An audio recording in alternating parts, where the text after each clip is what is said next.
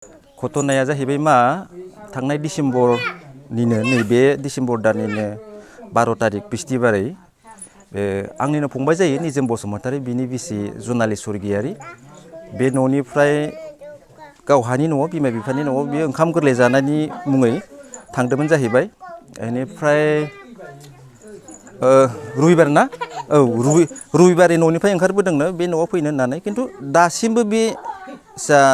उन्दैफोरा माज्राबारि न'सिम मोनफैनाय जायाखै आरो दा बहा थांदों बबावबा गोमादों ना सोरजोंबा खारलांखो बे न'आव माने फैफिनाखै आरो ओमफ्राय घटनाया जाहैबाय मा दुखु गोनाङा 3 बोसोरनि हिन्जावसा सासे दङ बिजिता बसुमतारी ना बे हिन्जावसा बे गथ'साखौ लाफानानै जिहेतु बबाव दङ बेखौ माने दासिमबो माने बिनि सायाव बांसिन बिबै बिबौमोना एसे दुखु खालामबाय थादों जितु गोरलै गथ' दासो माने एसे मोजाङै रायलायस्रानोनो हाबावाखै दा बेखौ लानानै बहा दङ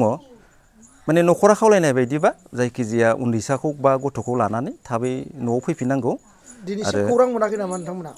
दासिम बर्तमान खौरां मोनाखै खिन्थु वाट्सएपआव आङो नाम्बारखौ लानानै नायदोंमोन बियो मैया मोनाबिलिनि 7:47:40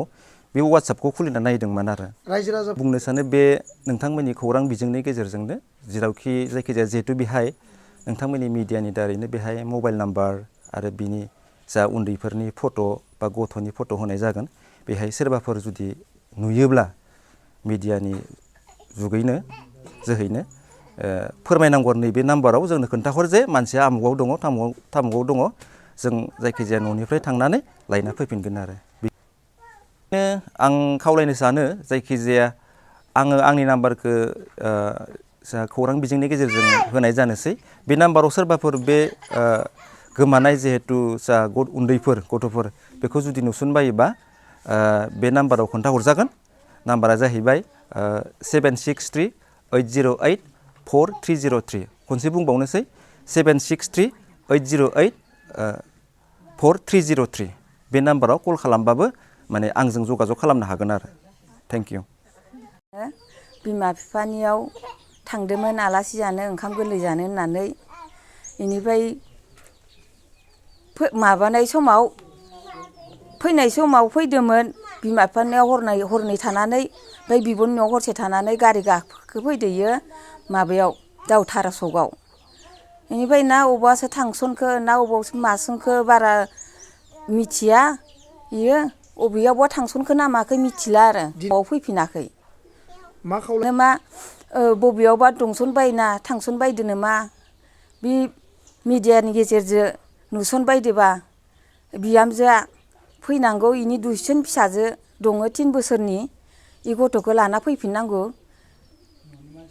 न'निफानि न'खराव नङाबा बिहाव बिखुनजोनि न'आव लानानै फैनांगौ इ गथ'खौ बिदिनो बिहामजोआ अबाव दं अबाव गैया जोंहा न'आव हालाय हाफाय ओंखाम खबसे दै खबसे खुहाबाखै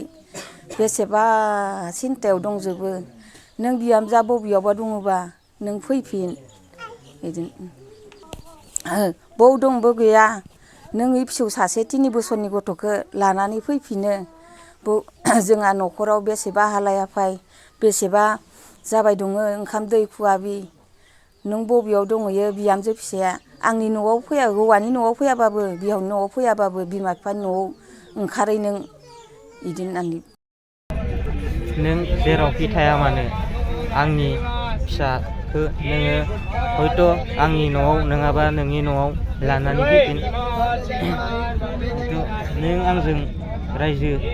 जानो गोसो गैयाबाबो रायजो जानो गोसो दंबाबो बियो रायलायनायनि जागोन जिहेथु नोङो बेलेग हौवाजों रायजो जानो गोसो दंबाबो जानो हागोन नाथाय आं मोनसेल' रिकुवेस्ट बानायो आंनि फिसाखौ आंनो नांफिनथारगो